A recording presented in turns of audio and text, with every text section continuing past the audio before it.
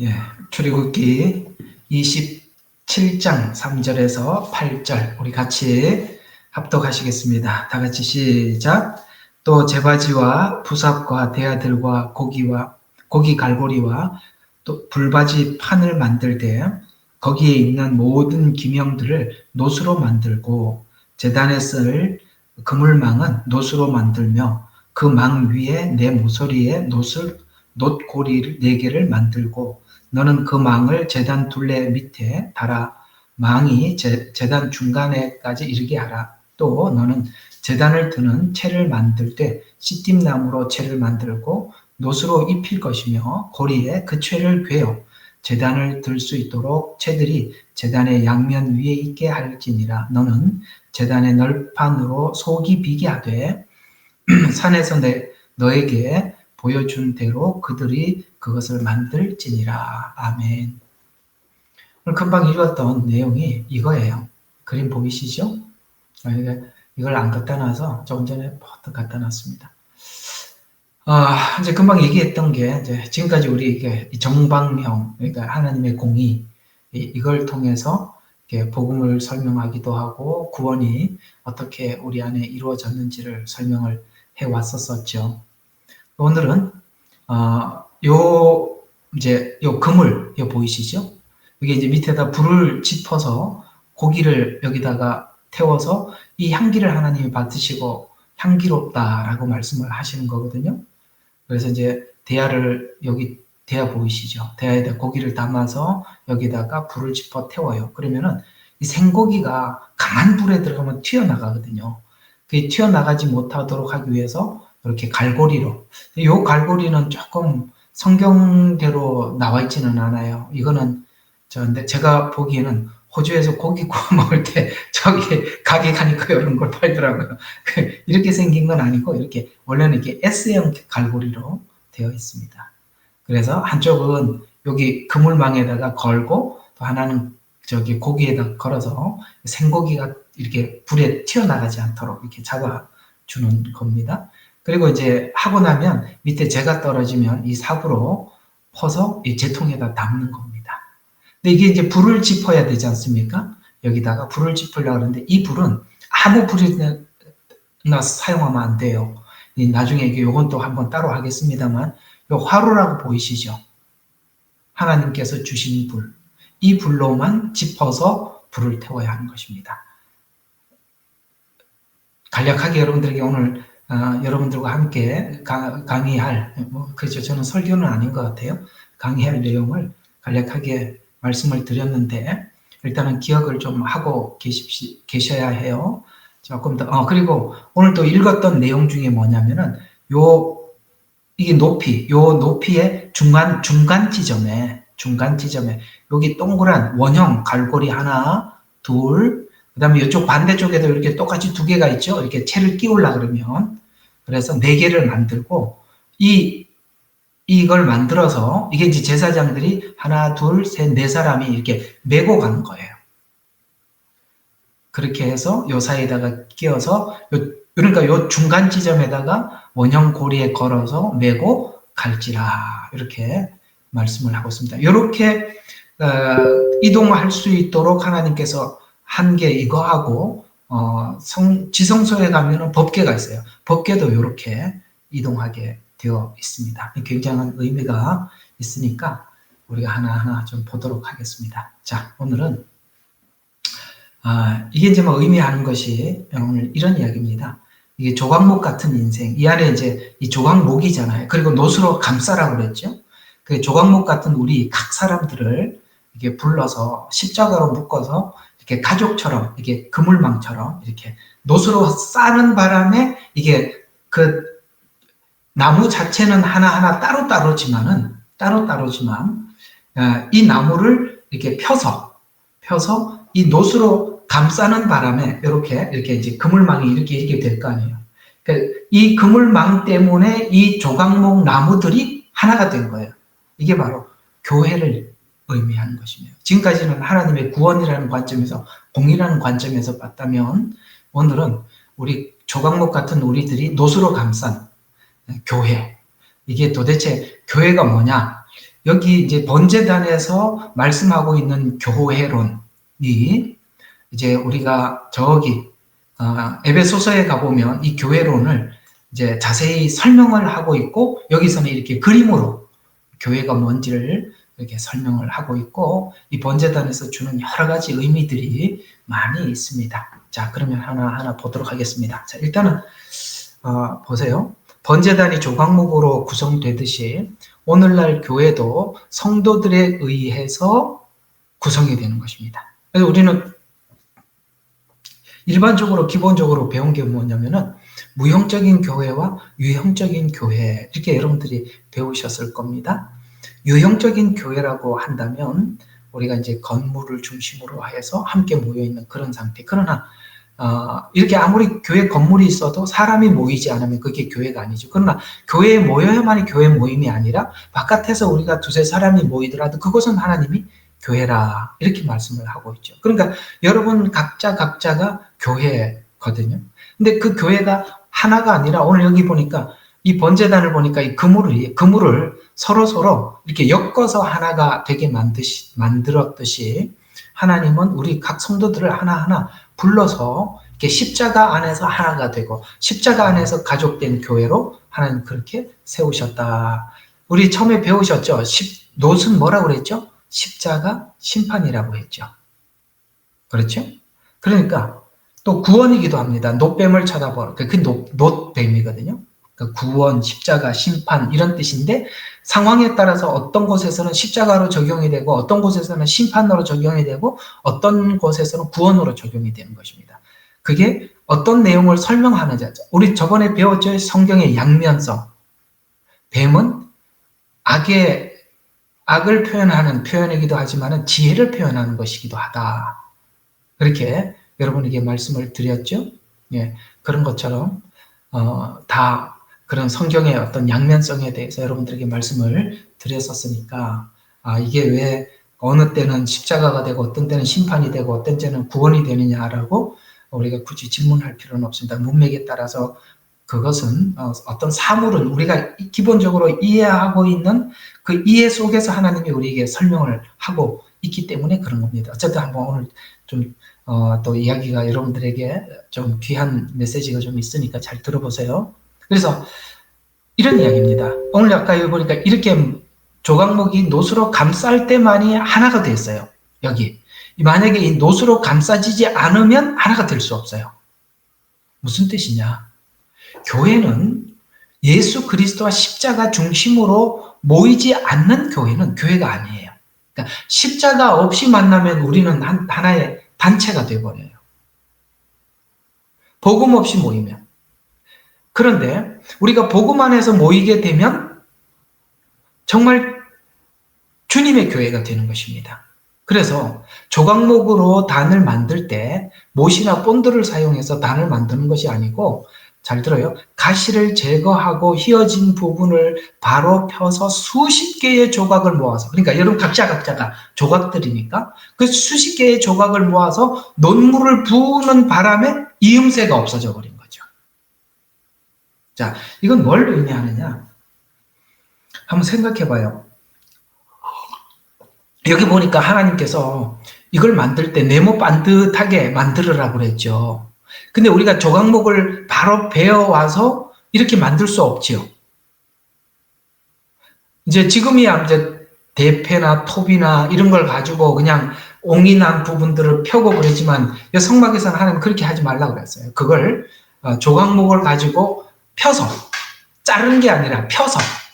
그러니까 여러분들이 교회가 되기 위해서는 옹이가 펴지는 작업이 교회 안에서 있어야 되고, 옹이가 펴지는 작업 속에서 우리가 볼 거 못 볼 거 서로 다 봐야 되는 거예요.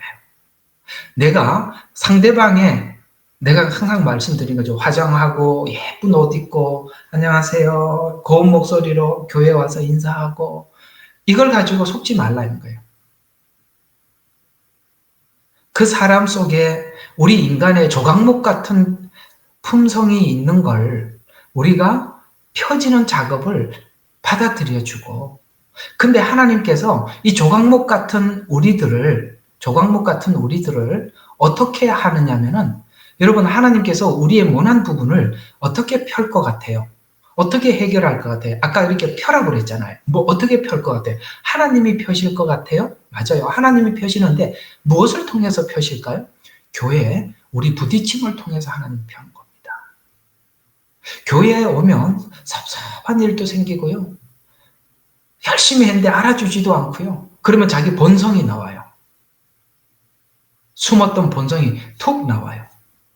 그러면은 사람들이 보고 하고 깜짝 놀라기도 하고, 그때 이 원리를 모르면, 이게 그 하나님이 그걸 펴기 위해서 그렇게 하는 건데, 이 원리를 모르면 너 그런 사람이었어? 이렇게 해서 갈라지는 거예요. 그건 세상 단체가 그렇고 세상 모임이 그러는 거고, 하나님의 교회는 그가 십자가 안에서, 우리가 십자가 안에서 십자가를 이해할 때까지 우리가 하나가 되고 기다려주고 그렇게 할 때 하나가 되는 거예요. 저희 교회도 가족된 교회가 되기 위해서 지금껏 기도해왔고, 그 가족이 되는 과정 속에서 사실 뭐 우리 성도들이, 여기 성자가 어디 있습니까? 저도 성자가 아닌데 사모님이 성자입니까? 여기 온 교회 성도들이 여기 성자가 누가 있습니까? 아무도 없어요. 그러니까 서로가 못 볼 걸 보는 거죠. 근데 못 볼 걸 보면서 우리가 서로가 알아주고 이해해주고 그렇게 하는 거예요. 그렇게 해야만이 그 십자가가 그를 감싸게 되고, 그 감쌀 때 하나가 되는 거예요. 잠언서에 보면 이런 말씀이 있어요. 철이 철을 날카롭게 하느니라, 이런 말씀이 있어요.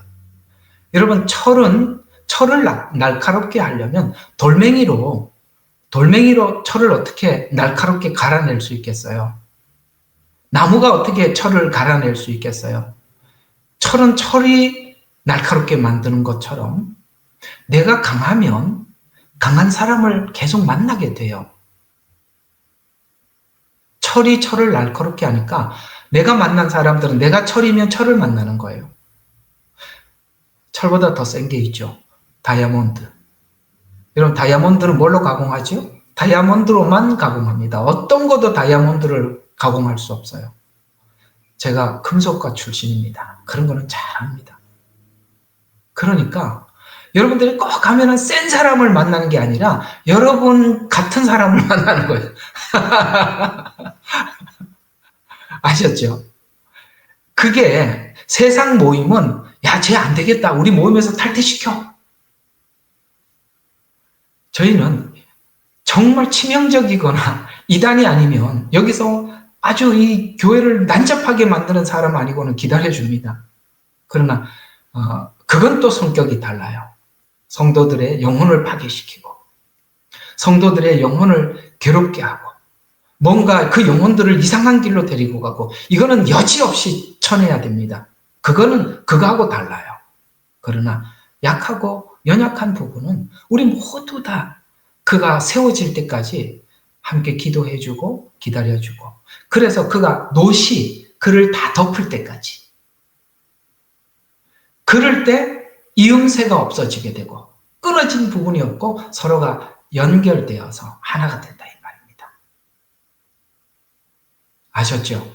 그래서 여러분들이 예쁜 정장하고 화장하고 예쁜 목소리 내고 그것도 하다 보면 한 1, 2년 지나면 본성 나와요.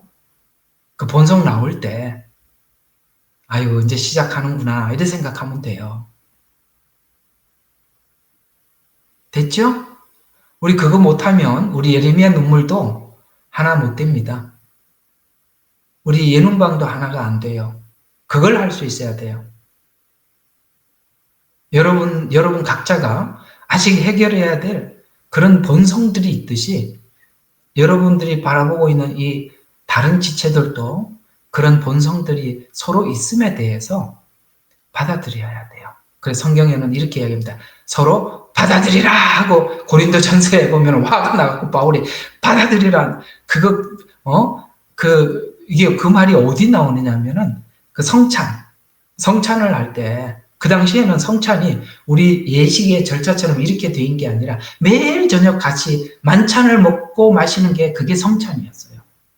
근데 성찬을 할 때도 좀 부자들과 가난한 사람들이 그걸 차별을 했었어요. 그래서 부자들은 아시다시피 부자들은 시간도 널널하고 또 그렇지 않습니까? 또 먹을 것도 가지고 올 수 있고 그러니까 부자들은 그걸 가져와서 일찍 와서 자기들끼리 저 안쪽에 안방에 가서 먹고 있고 그 이제 좀 그 다른 사람들 좀 노동자들은 또 일하고 와서 씻고 늦게 온 거예요. 그 올 때마다 불만인 거예요. 맛있는 거는 쟤들이 저 구석에 가서 다 먹고 있고 늦게 온 사람들은 저 문 앞에서 먹다가 가고 그거 가지고 이제 갈등이 생긴 거예요. 그래가지고 막 바울이 막 성만찬 그런 개념에서 쭉 보면은 그런 이야기들을 하고 있는 거예요. 그래서 끝에 가서 서로 받아들이라 하고 막 소리를 지르는 거예요. 받아들여라. 우리 받아들이지 않으면 안 돼요. 아시겠죠?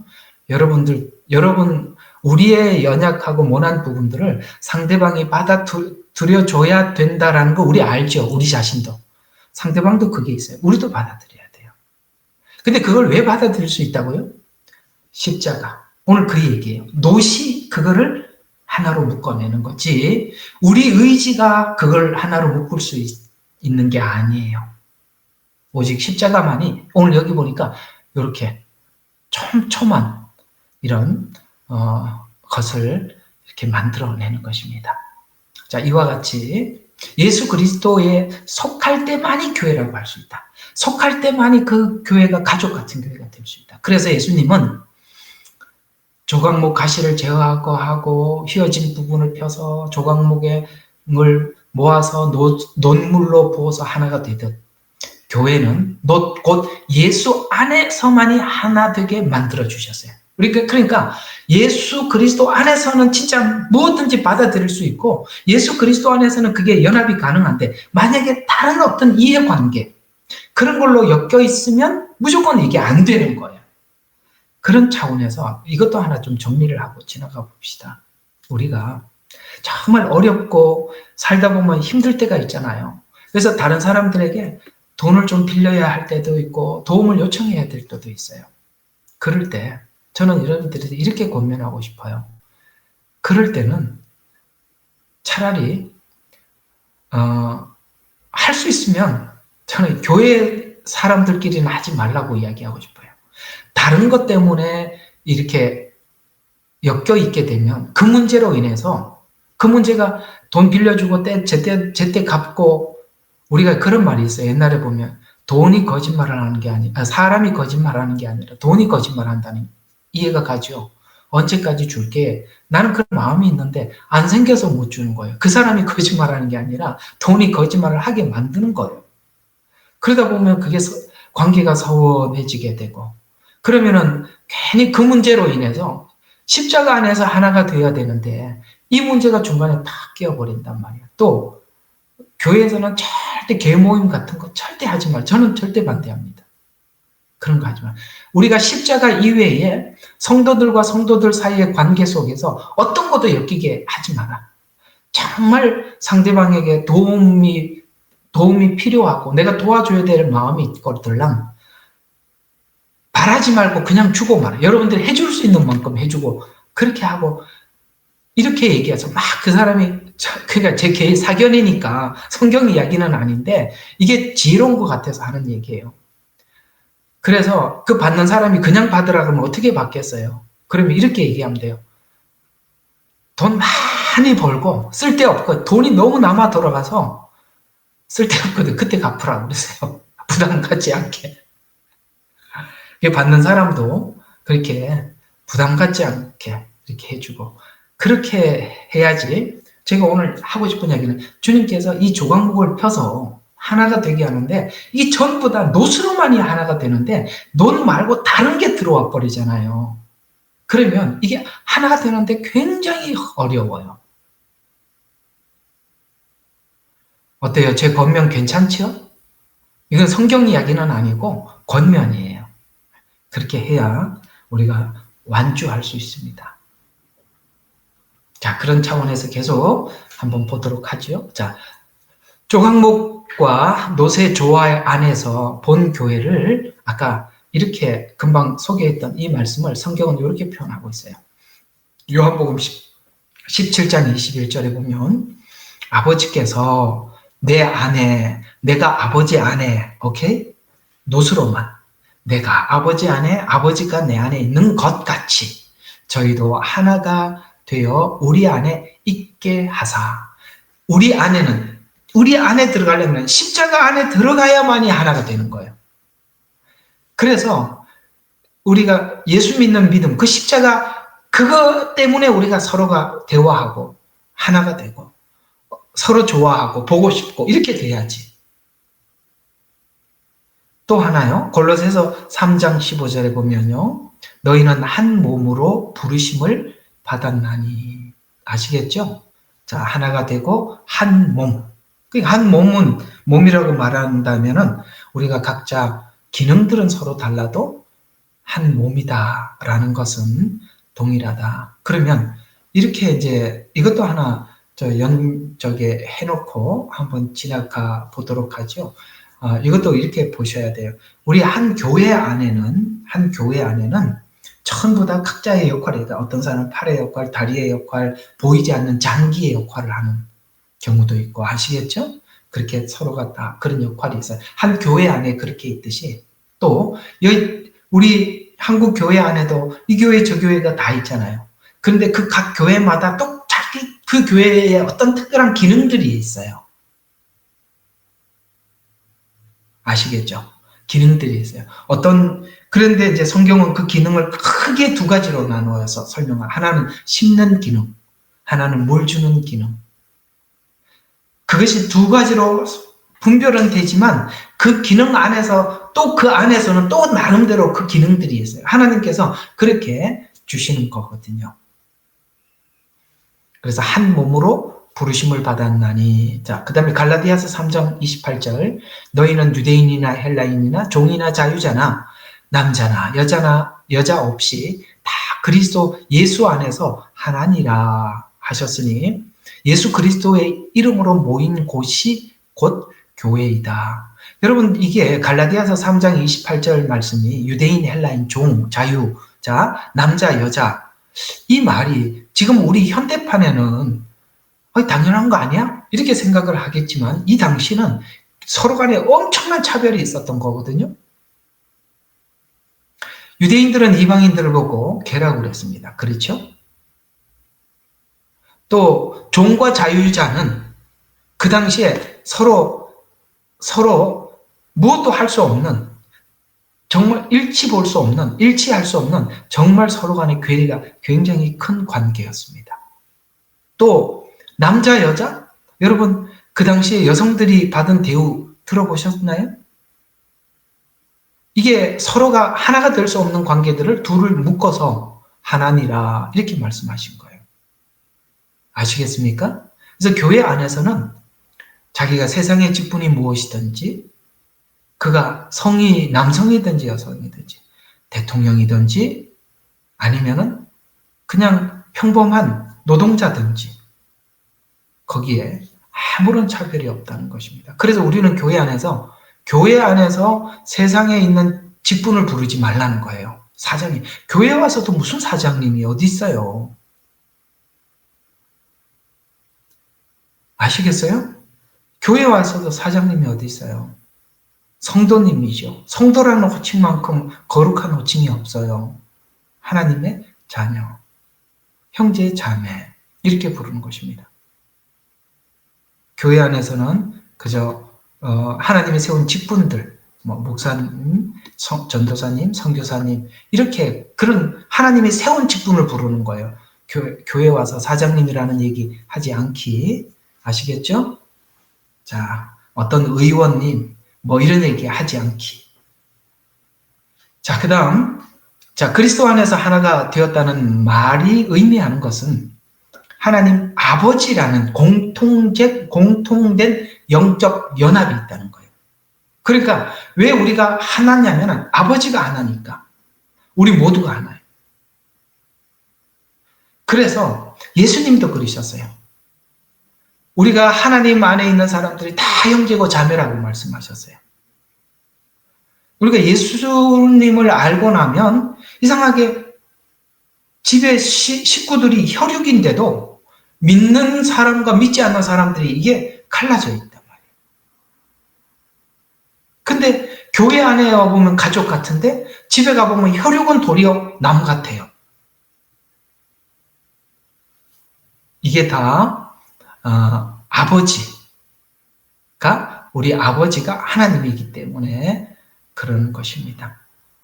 참 우리가 영적으로 아시죠? 우리 영적으로 다 알다시피 우리가 예수님을 믿으면 하나님께서 아버지가 되고 믿지 않으면 그 부흥회 가니까 이런 말 자주 하더만 마씨 자식이고 우리는 하씨 자식이야. 그래서 서로가 달라요. 그러니까 이게 안 돼요. 뭔가 안 돼. 이게 영이 다르니까 그렇게 되는 것입니다. 자, 그 다음에 한 몸이 되었다는 것은 의존하고 돕고 협력하는 관계가 되었다라는 뜻이 되는데요. 자, 그러면 어떻게 의존하고 협력하는 관계가 되었는가? 에베소서 4장으로 우리 가보겠습니다. 에베소서 4장입니다. 에베소서 4장 15절, 16절. 자, 오직 사랑 안에서 진리를 말하며 우리가 모든 일에 성장하여 그에게 이르리니 그는 머리시며 곧 그리스도라. 그로부터 온 몸이 각 부분의 분량 안에서 효과적인 역사를 따라 각 마디를 통하여 공급을 받아 알맞게 결합되고 체격이 형성되어 몸을 성장시키며 사랑 안에서 온 몸 자체를 세워가느니라. 무슨 말이냐? 여러분, 우리가 잘하려면 우리가 이제 한번 상상해 보세요. 우리가 잘하려면 밥을 먹어야 잘하죠. 그죠? 밥을 먹으려면, 자, 앞에 밥이 있어요. 그러면 숟가락이 있어야 먹을 거 아니에요. 좋다. 숟가락이 없어. 손으로 먹자고 합시다. 손이든 숟가락이든 있어야 먹을 거 아니에요. 그죠?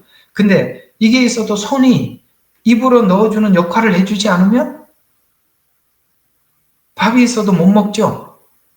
그러니까 서로 연락해서, 여기 어떻게 한다고요? 서로 결합해서 16절, 17절, 여기 16절에 보니까 마디를 통하여 공급을 받아 알맞게 결합되고,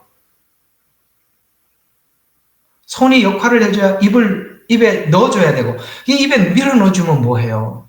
입이 안 음식물을 안 씹으면 소용없잖아요. 씹어줘야 하고, 씹어 넘기면 안에 내장이 그 역할을 해줘야, 이해가 가시죠? 각자가 그 역할을 해줄 때, 오늘 여기서 뭐라고 이야기한다고요? 체격이 형성되어 몸을 성장시키고 사랑 안에서 몸 자체를 세워가느니라. 우리가 각자 교회에 맡은 포지션이 있다, 역할이 있다는 거예요. 그러니까 그 역할을 그 자리에서 내가 다음 그 역할만 계속 해주기만 해도 교회는 사람들이 그 혜택으로 인해서 다른 사람들이 공급을 받게 되고 자라게 되고 건강해져 간다는 거예요. 근데 가다가 누가 중간에 나 싫어 이제 하기 싫어하고 팔짱 끼고 앉아 있으면 그게 커뮤니케이션 중간에 막혀버린다는 거예요. 그래서 우리가 하는 역할들이 한 사람이 다 어떤 역할을 다 하지는 못하지만 각자가 그 자리에서 자기 역할을 해줌으로써 교회는 건강해지는 거예요. 우리가 교회 안에서도 보면은 주일학교부터 시작해서 노년에 이르기까지 한꺼번에 다 할 수는 없잖아요.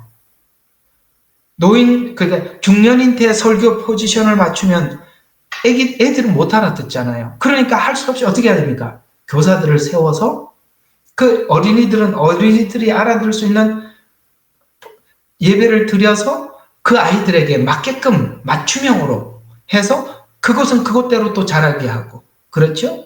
그 다음에 학생부, 청년부 이렇게 나누는 이유가 그 역할들을 맡은 사람들이 그 자리에서 그 일을 해줌으로 인해서 오늘 그 교회가 자라나고 안정감을 갖게 하듯이 그렇게 그 몸을 자라게 하여 사랑 안에서 스스로 세우느니라, 이렇게 말씀하고 있어요. 그래서 이런 교회가 되기 위해서는 에베소서 3장 17절과 21절 한번 봅시다. 17절 믿음으로 그리스도가 너희 마음속에 거하게 하시며, 이 일을 하려면은 우리가 믿음으로 마음속에 그리스도가 거하게 하셔야 하고, 너희가 사랑 안에서 뿌리를 내리고 털을 닦아서 모든 성도들과 함께 그 너비와 길이와 깊이와 높이가 얼마인지를 깨달을 수 있게 해주시며, 또 지식을 초월한 그리스도의 사랑을 알아. 사랑은 지식으로 알 수 있는 게 아니라는 거죠.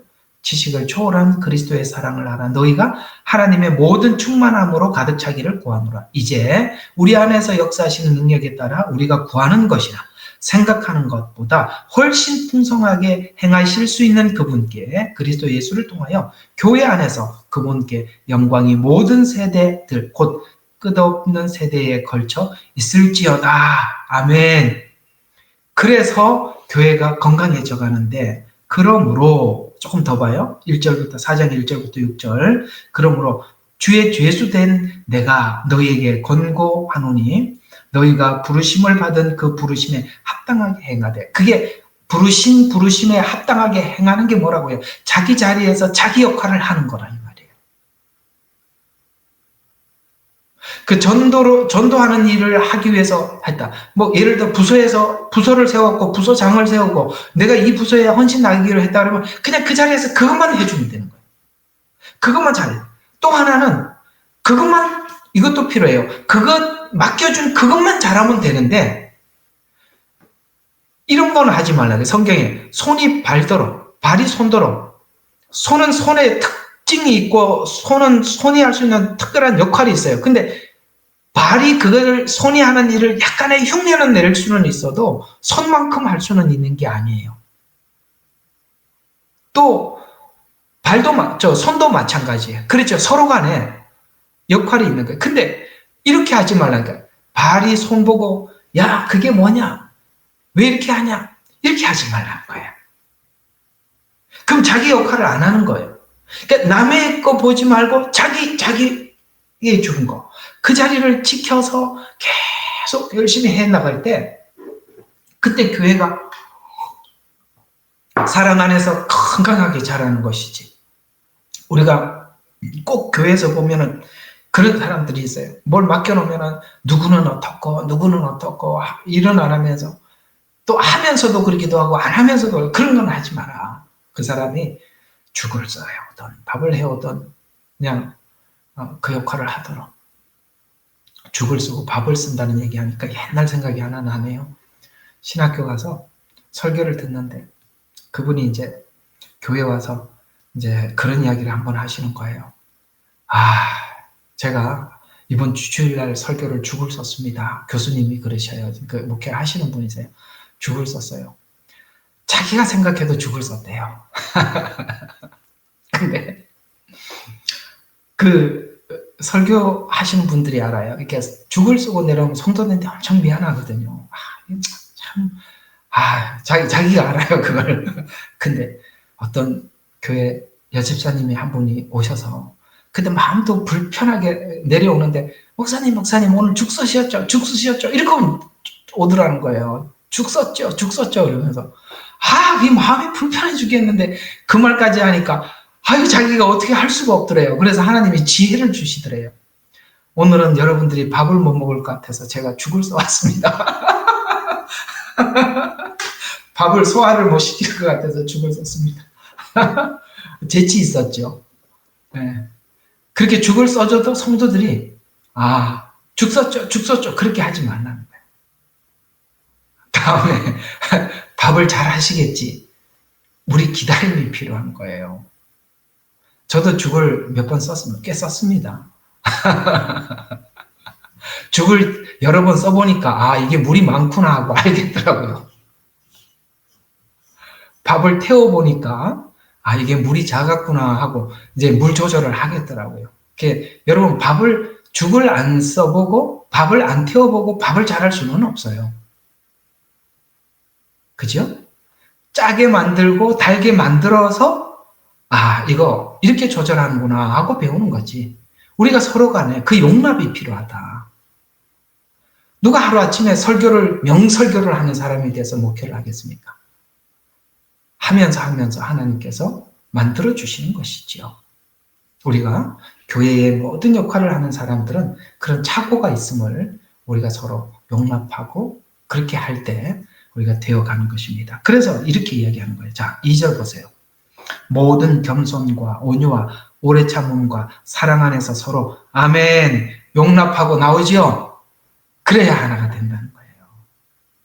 용납해줘라. 그리고 화평의 띠 안에서 용납하는데 항상 뭘 하더라도 깨지 마라. 이걸 화평을 유지해라. 이 말 툭 내뱉어서 교회가 전부 다 막 그 말 때문에 막 괴롭고 막 오금이 저리고 막 그러면 안 된다 이 말이에요. 예? 뭘 하더라도 어떻게 하면 내가 이걸 화평을 유지할까? 아시겠습니까? 나는 뒤끝은 없어. 그러나 할 말은 해야 돼. 이렇게 얄미운 사람이 어디 있어? 응? 자기는 시원하지. 그 들은 사람들은 얼마나 힘들겠어. 밤에 밤잠을 못 자는데 자기는 집에 가서 잘 자고 들은 사람은 잠 못 자게 만들고. 그런 못된 성품이 어디 있어요? 여기 그런 사람 없죠?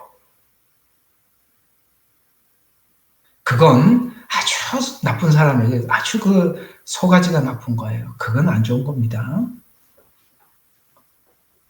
용납해라. 그 다음에 화평의 띠 안에서 사랑하는 열심히 뭐래요? 성령의 하나됨을 노력하지 않으면 안 된대요. 그것도 열심히 노력해야 이게 된대요. 아까 보셨죠? 이게 그냥 이렇게 만들어지는 게 아니라는 거예요. 용납하고 열심히 노력하고 아시겠어요? 서로 용납하고 열심히 노력해야 된대요. 왜 그게 우리가 이렇게 해야 되느냐를 이렇게 얘기하고 있어요. 자, 너희가 너희를 부르시는 한 소망 안에서 우리 소망이 같은 거니까 가는 지점, 도착 지점이 같으니까 소망이라는 것은 도착 지점인데 우리가 가는 도착 지점이 같으니까 그 다음에 부르심을 받은 것처럼 한 몸과 한 성령이 계시니 한 주요, 한 믿음이 우리 다 같잖아요. 그 다음에 한 침례고 한 분 곧 모든 것의 아버지시니 그분은 모든 것 위에 계시며 모든 것을 통하여 너희 모두 안에 계시느니라. 아멘이시죠. 아버지가 한 분이고 성령이 한 분이고 우리는 한 침례를 받고 우리 같은 믿음을 가지고 한 소망을 가지고 있단 말이에요. 그런데 같은 사람들 우리끼리 잘라내면 여러분 우리를 받아줄 사람이 어디 있어요? 세상에 여러분들이 예수 믿는다고 아이고 이렇게 예수 믿는 사람이 이렇게 괜찮은 분이 오셨다니 그런 얘기 들어본 적 없지요? 세상은 예수 믿는 사람들이 선하고 선량하고 괜찮아도 좋아하지 않습니다. 영이 달라서 좋아하지 않아요. 우리 안에서 분열이 일어나고 우리 안에서 용납이 이루어지지 않으면 누구도 우리를 받아주지 않아요. 성경은 이렇게 얘기하고 있어요. 너희를 반대하지 않는 자는 너희를 위하는 자다. 거기까지 하라는 거예요. 반대하지 않으면 너희를 위하는 자니라. 근데 그걸 자꾸 자기 기준에다 둔 거예요. 나는 이건 싫어. 이렇게 둬버리면 누구를 용납하겠어요? 이건 싫어를 자기 부인도 싫어하고 남편도 싫어하고 우리 자식도 싫어하는데 남이 뭘 우리를 받아주겠어요? 우리의 모난 성품들을 받아줄 사람 아무도 없어요. 자기도 자기가 싫은데 누굴 보고 나를 받아달라는 거예요. 그러나 그것을 하나님께서 아까 옹이를 펴고 굽어진 나무를 하나님 바르게 잡기까지 철과 철이 날카롭게 하듯이 꼭 그런 사람들끼리 만나서 하나님 부딪혀 깎을 때 나를 깎기 위해서 저 사람 만나게 해주셨구나. 이렇게 생각하고 그걸 통해서 나 자신을 거울로 저 사람이 하는 말을 들으면서 내가 했던 말을 누가 이 말에 얼마나 상처를 받았을까 자기를 돌아보고 이렇게 할 때 아주 교회는 빠르게 건강하게 되고 그런 교회를 통해서 하나님의 복음을 만방에 편안하게 편만하게 펼칠 수 있는 거예요. 왜 교회가 역할을 못하느냐? 십자가가 십자가가 전해지지 않고 십자가 안에서 하나가 되지 않았기 때문에 십자가가 사라지는 순간 교회는 세상 단체가 돼버려요. 그래서 교회는 어떻게 하든지 십자가를 살려내야 하고 십자가 복음이 전해져야 하고 모두 다시 그 십자가 안에서 자기 자신의 변화를 위해서 몸부림쳐야 돼요. 그러면 그게 교회가 교회다워져 가는 거거든요. 자, 그래서 또 이렇게 우리가 예수 안에서 하나가 된다는 것은 그 십자가 안에서 하나가 되는 것이다 라고 설명을 했고, 두 번째, 자, 번제단은 희생을 의미합니다. 여기는 번제단은 계속 제물을 태워요. 그래서 번제물을 태우니까 항상 연기가 위로 올라가요. 레위기에 보면 하나님께서 향기를 흠량하시고 이런 말씀이 계속 나오는 것이 이 번제단에서 태워 올라가는 이 제물의 향기를 흠량하신다는 거예요. 우리 제사 다 배웠죠? 못 배운 사람들도 있지만 배웠잖아요, 기본적으로. 거기 보면은 하나님이 향기로운 제사가 있고 향기롭지 않은 제사가 있다 그랬죠. 향기롭지 않은 제사가 속죄제와 속건제라 그랬습니다. 죄 때문에 와서 드리는 제사, 그 하나님이 향기롭지 않다 그래요. 그는 의무제예요. 그러나 소제, 번제, 화목제는 하나님이 향기로운 제사라 말씀하여요. 그는 자원제. 그래서 제사는 두 가지 제사가 있다 그래서 의무제, 자기 죄 때문에 필연적으로 드려야 되는 제사, 그 은혜에 감사해서 드리는 제사가 뭐라고요? 화목제, 소제, 번제, 소제예요. 이런 제사들은 하나님이 기쁘게 받으신다는 말이에요. 자원제, 그걸 보고 자원제라고 그래요. 자, 그래서 이 번제단은 그 번제물이 태우면서 연기가 올라가듯이 향기가 계속 나는 곳인데, 그건 희생을 의미합니다. 번제물이 태워지는 것 같이 희생을 의미하는데, 자, 민수기 28장으로 가보겠습니다. 민수기 28장.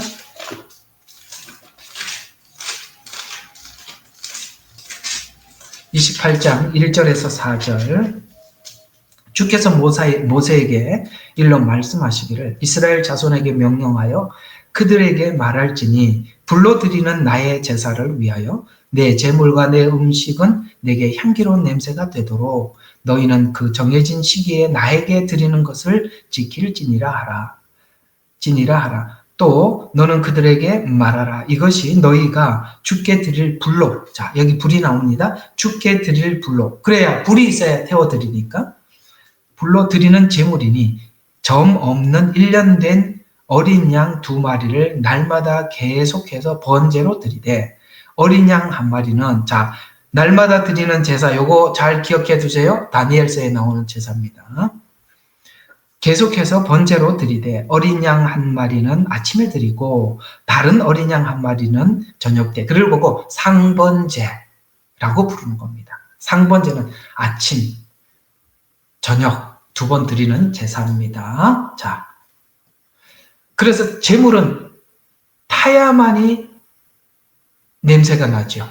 그런 것처럼 타야 낼 수 있고, 또 레위기 1장 9절 누가 찾은 사람들로 이게 펴갖고 한번 읽어봐 주세요. 미리 좀 찾아놓고 다 찾고 그러니까 시간이 너무 많이 걸려요. 자, 이제 제가 일단 찾았으니까 보겠습니다. 1장 9절. 그 내장과 다리들은 물로 씻어 제사장 모두 제단 위에 불살라 번제로 희생으로 불러드리는 제사. 자, 여기도 불러드리는 제사가 되게 할지니 주께 향기로운 냄새니라. 그 다음에 창세기 8장 21절 다 보고 이게 어떤 이야기인지 정리를, 우리가 그리스도 안에서 이렇게 변화되어야만이 하나님 앞에 향기로운 제물이 된다는 거예요. 8장 21절. 자, 여기도 똑같은 이야기가 나옵니다. 이 제사가 하나님께서 모세에게 명했지만 이미 과거에 이어왔던 제사거든요. 창세기 8장 21절에 보면 노아가 20절부터 보겠습니다. 제단을 쌓고 모든 정결한 짐승과 모든 정결한 새 가운데서 취하여 제단에 번제를 드리더라. 주께서 뭐로 해서요? 그 번제를 드렸을 때 그 향기를 맡으시고 주께서 그 마음속으로 말하기를 내가 다시는 사람으로 인하여 땅을 저주하지 않으리니. 자, 어쨌든 요거는 그 얘기보다는 저 오늘 요쪽에다 좀 포인트를 맞춰서 하나님이 지금 다 뭐라 그랬습니까? 불러드리는 제사를 하나님이 맡으셨다라고 하고 있습니다. 자, 그러면 뭐 이게 준비는 안 해왔지만은 그 예수님이 십자가에 드리는 제사는 속죄제, 속건제, 속번제, 소제, 화목제 전부를 동시에 드린 거거든요. 그러면 예수님이 하나님께 드렸던 그 십자가 제사는 향기롭기도 하고 향기롭지도 않는 제사가 되죠. 어떤 측면에서는 향기롭지 않을까요? 우리 죄를 대속한다는 차원에서는 향기롭지 않아요. 그러나 예수님이 왜 그게 향기로운 제사가 되지요? 하늘 보좌를 버리고 스스로 오셨죠. 이 스스로였기 때문에 하나님이 향기롭다고 하시는 거예요. 자원제, 자원에서 오셨다. 그리고 내 뜻대로 마시고 아버지 뜻대로 하소서. 아버지에게 맡겼는데 아버지가 십자가 지라는 순종했죠. 이게 다 자원제예요. 자, 한번 봐요. 하나님께서 우리 모두에게도 의무제를 요구하면서도 자원제를 요구하십니다. 그래서 자원제를 우리에게 요구하는 근거는 의무제 때문이라는 거예요. 주께서 우리 죄를 대신해서 십자가에 죽어주신 은혜 때문에 뭘 하는 겁니까? 하나님 앞에 자원해서 헌신하는 거죠. 이게 중요한 것이 뭐냐면은 이런 관계 속에서 하나님 앞에 헌신을 하지 않잖아요. 하나님께서 우리에게 주신 은혜가 감사해서 하나님 앞에 헌신하거나 헌금을 드리는 일이나 뭐 봉사나 다 좋습니다. 이 모든 것들이 이 앞에 게 전제가 되지 않으면 십자가 없이 하기 때문에 인간 대 인간 앞에 여러분들이 교회에다가 헌금을 한 거고 저에게 헌금을 한 거예요. 그러면 나중에 헌금하고 난 뒤에 나 이만큼 헌금했는데 나도 이만큼 말할 권리가 생기지 제가 이런 요구 정도 할 수 있지 않겠어요? 라고 하지 않겠습니까? 그건 하나님 없이 하니까 그러는 거예요. 모든 일에는 의무제 때문에 주께서 내 죄를 대신해서 십자가에 죽으신 은혜 때문에 하나님 앞에 뭐든지 하는 거예요. 그게 조건이에요. 그런 마음이 안 생기거나 아예 하지도 마세요. 안 하는 게 낫다고. 아셨어요? 네. 참 중요한 겁니다. 여기 한번 창세기 금방 읽었던 성경도 봐요. 8장 20절, 그러니까 노아가 주께 제단을 쌓고 모든 정결한 짐승과 모든 정결한 새 가운데 취하여 제단의 번제를 드리니라. 정결한. 여기서 정결한 게 뭘까요? 이 노아가 하나님께 순종한 겁니다. 그래서 하나님이 그걸 뭐 했어요? 주께서 그 향기를 맡으시고 이렇게 나온 것입니다. 하나님이 이 은혜에 감사해서 하나님 앞에 드리는 모든 헌신을 하나님이 기쁘시게 받으시는 거예요. 아유, 요새 보니까 목사님 너무 불쌍해. 목사님 좀 도와주자. 고맙습니다만 그렇게 해갖고는 아무 소용없어요. 절 도와주지 말고 하나님께 하시라고요.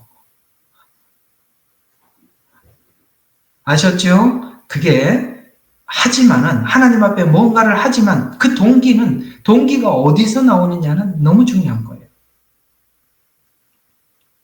그래서 이 말을 전부 다 민수기 28장, 레위기 1장, 창세기 8장을 전부 다 압축해서 한 말이 이 말이에요. 자, 드디어 이 말이 무슨 말인지 풀어집니다. 자, 마태복음 5장 13에서 14절에서 너희는 세상의 소금이라 소금이 맛을 잃으면은 사람들에게 밟힐 뿐이니라 너희는 세상의 빛이라. 이게 무슨 말입니까? 이게 이런 이야기입니다. 이 말을 그 당시 상황으로 가서 빛과 소금을 이해를 해야지. 소금은 이해를 할 수 있는데 빛은 이건 지금하고 좀 다른 게 지금 우리 다 전등불을 쓰고 있잖아요. 그 당시에는 불이 이런 전등불이 아니라 기름을 열처녀 비유 아시죠? 열처녀의 비유를 보면은 등과 기름이 있었어요. 그 빛을 내려면은 기름을 넣고 거기다 불을 밝히면은 불이 타면서 계속 기름을 공급하잖아요. 기름이 공급되지 않으면은 빛을 낼 수가 없고, 또 하나 소금은 녹아야만이 부패를 방지하는 거예요. 그 당시는 냉장고가 없었어요. 그 당시에는 그냥 소금을 맛을 내기 위해서, 짠맛을 내기 위해서 쓴 게 아니라 냉장고가 없었기 때문에 보관하기 위해서 소금을 쳤다고요. 이런 것처럼 여기 빛과 소금의 어떤 특징을 가지고 있냐면은 둘 다 기름은 태워져야 하고 소금은 녹아야만 했다고요. 자기 희생 없이는 결코 세상의 빛이 될 수가 없다는 거예요. 자기 희생 없이는. 그걸 하나님께서 자기 희생의 동기가 뭐라고요? 주께서 나를 대속하신 은혜. 그게 동기가 되어서 하나님, 세상 사람들에게 헌신을 할 때는 우리가 세상 사람들에게 헌신을 하고 난 뒤에 기대하거나 바라지 않습니다. 그러나 그것이 동기가 되지 않으면 그게 전부 다 기대가 되고 바람이 되어서 그게 자기에게 보상으로 돌아오지 않을 때는 항상 문제가 되는 거예요. 그래서 빛 역시 빛을 발하기 위해서는 기름을 태워야 하고 초는 초 아시죠? 자신의 몸을 태워야 하듯이 자기 희생 없이는 하나님을 기뻐하는 향기를 발할 수 없다. 그래서 우리는 매일매일 순간순간마다 희생 제물이 되어야 한다.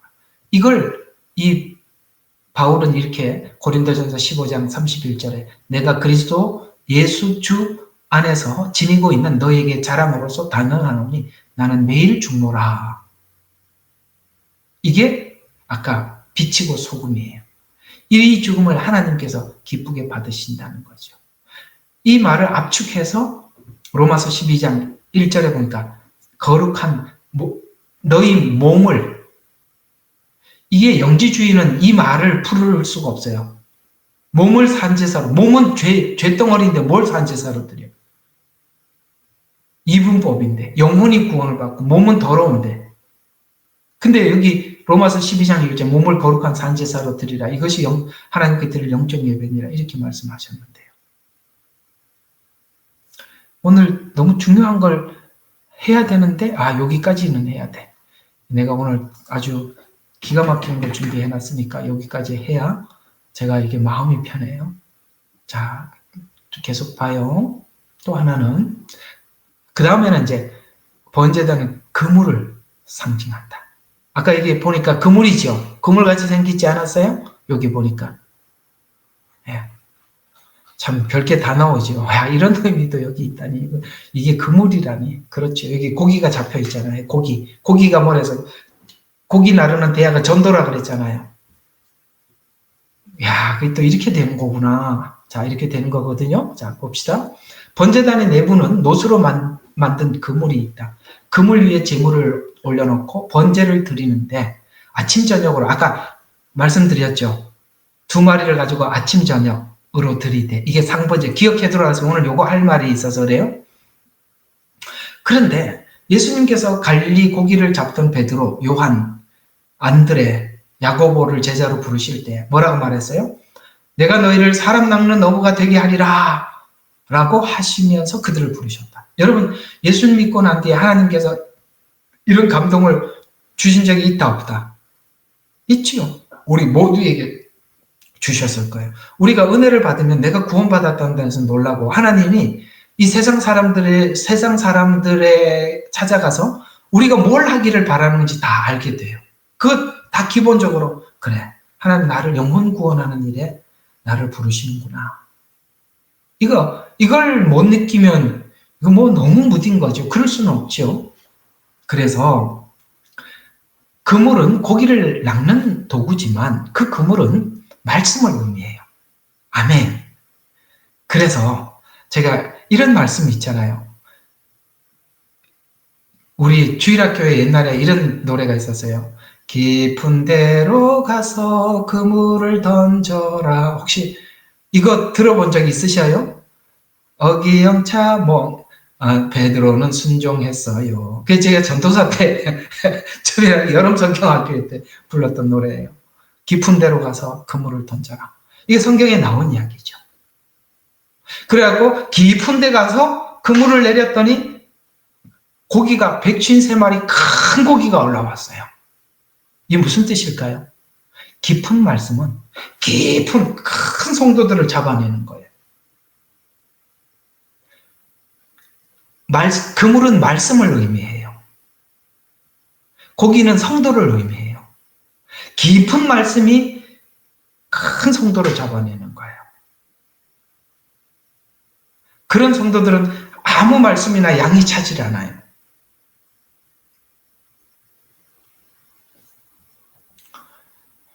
여러분들도 153마리 고기 중에 한 마리가 되기를 153마리 153 맞죠? 네, 153마리. 네. 이와 같이 우리는 하나님의 말씀을 열심히 전파해서 성도들을 모으고 하나님 나라를 확장시키는데 최선을 다하는 사명자가 되어야 할 것입니다. 우리 가끔씩 여러분들 이렇게 그 예레미야 눈물방에다가 우리 전도하러 모읍시다. 그런 걸 보면 너무너무 기뻐요. 야, 참 너무 감사하다. 참 고맙다. 이런 생각이 늘 듭니다. 제가 그렇게 들면 하나님도 드실 겁니다. 예, 부지런히 하세요. 자, 예수님께서 지상명령으로 모든 성도들에게 이르기를 너희는 가서 모든 족속으로 제자를 삼아 이렇게 말씀하셨어요. 이 말씀이 얼마나 마음에 와닿는지 몰라요. 예. 그래서 너희는 가서 그래서 저는 갔습니다. 가라고 그래서 갔어요. 여러분들도 가서 그러면 여름 문 앞에라도 가서 하세요. 모든 족속으로 제자를 삼아 아버지와 아들과 성령으로 침례를 주고 내가 세상 끝날까지 너희와 함께하는 역시 하나님 앞에 복음을 전하는 분들은 하나님이 함께하고 곁에 계심을 느껴요. 사도행전 1장 8절도 똑같죠. 성령이 너희에게 임하면 너희가 권능을 받고 예루살렘 유대와 사마리아 땅 끝까지 내 증인이 되라가 아니라 되리라. 자동사. 되라는 명령이고 되리라는 그럴 수밖에 없는. 될 수밖에. 우리가 어떻게 가만히 있을 수가 없잖아요. 제일 궁금한 게 항상 그거죠. 제일 궁금한 게 저 사람 예수 믿을까? 그죠? 뒤에를 요래 보고 저래 보고 말 요래 돌렸다 저래 돌렸다가 한번 물어봐야 속이 시원해. 믿습니다. 아이고 너무 기뻐. 아이고 됐다. 근데 안 믿는다 그러면은 어떻게든지 전해놓고 와야 속이 시원하죠. 그렇죠? 그런 이야기 있잖아요. 자, 근데 오늘 이제 여러분들과 꼭 하나 나누고 싶었던 것이 여기까지만 요 다니엘서 12장 3절에 있는 말씀이에요. 아까 상번제 이야기했는데 요거는 이제 오늘 본문하고는 관련은 없어요. 그러나 우리가 이 종말을 공부하고 있는 차원에서 이건 한번 제가 언뜻 생각이 나서 정리를 해드려야겠다 싶어서 했습니다. 자, 우리 다니엘서 12장 3절에 보면 이게 왜 이 말씀이 아닌데 자, 다니엘서 12장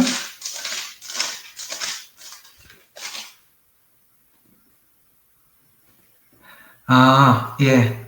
12장 3절에도 그렇죠. 이렇게 하나님 앞에 복음을 전하는 자 영원토록 빛나리라라고 말씀이 있는데 여기다가 해놓은 게 아니고 뒤에 있구나. 아이고 참 열심히 준비해놨는데 어디다 했는지 모르겠어요. 제가 아니까 한번 봅시다. 여기 한번 어디를 보냐면 상번제 오늘 꼭 이야기를 하고 넘어가야 돼요. 자, 이것도 똑같이 12장이에요. 12장 10절부터 한번 봅시다. 11절까지. 자, 찾으셨죠? 시작.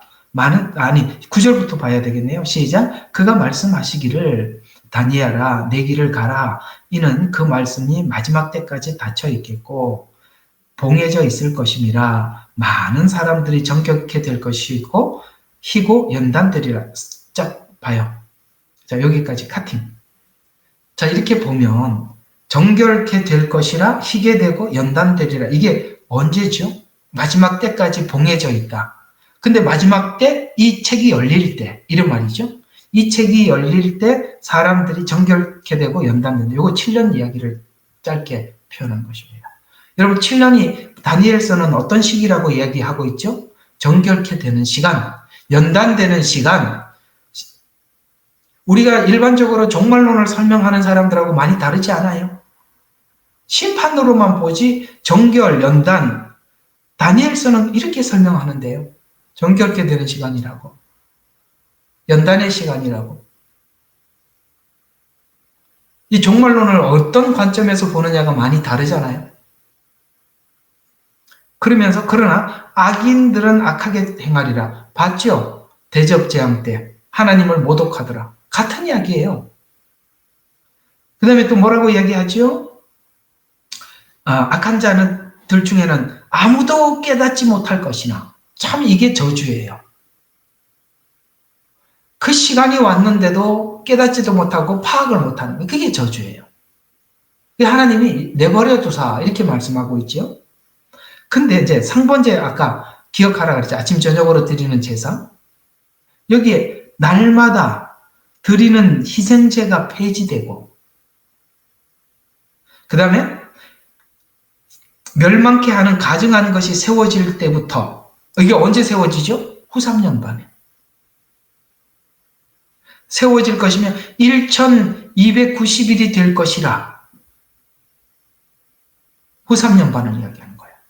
그때 뭘 한다고요? 날마다 드리는 희생제가 폐지된대요. 이게 우리가 이 말씀 때문에 제3성전을 이해하라 하는 거예요. 성전을 세워놓고 이 상번제가 실행되는 거예요. 전 3년 반에는 이걸 용납을 해줘요. 그러나 후 3년 반이 되면 폐지돼요. 거기다 우상을 세워놓고 거기다 절하라는 거예요. 자, 그럼 한번 봅시다. 우상을 세웠어요.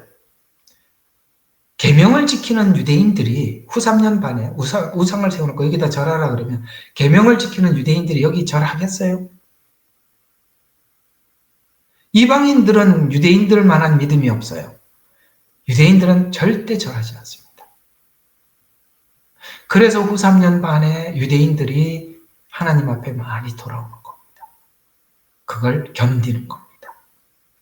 요 짧은 다니엘서의 마지막 때 이야기를 참 이렇게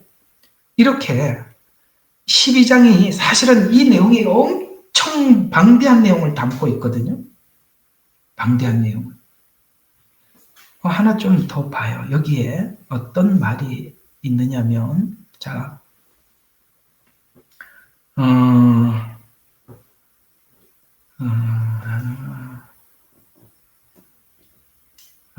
이 마지막 때가 되었을 때 나타나는 현상들이 조금 여기 나오는데, 네, 여기 4절이네요. 4절 한번 보시죠. 그러나 오 다니엘아 마지막 때까지 말씀을 닫고 이 책을 봉하라. 마지막 때까지 계속 봉했는데 이 책이 열릴 중 이런 일이 생긴대요. 이 책이 열릴 때. 그러니까 이 책이 열린다는 것은 요한계시록이거든요. 7년이 딱 들어가기 전에 어떤 일이 생기냐면 많은 사람들이 이리저리 달릴 것이요. 이게 무슨 말이에요? 비행기. 이걸 이제 다른 성경에는 큰 새가 창공을 날아다니는 비행기가 그 사람 그때 비행기를 어떻게 알겠어요? 이리저리 달릴 것이요. 또 뭐라고요? 지식이 증가하더라. 여러분 지금처럼 지식이 증가할 때가 있나요? 이게 인터넷이에요.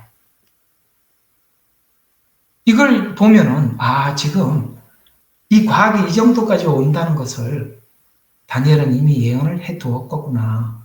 그래서 이 4절이 참 지금 현대에 일어나고 있는 과학과 기술을 압축한 겁니다. 최첨단 비행기. 그래서 저도 이렇게 해군을 제대를 했지만은 해군도 이 장비들이나 과학과 기술이 첨단이거든요.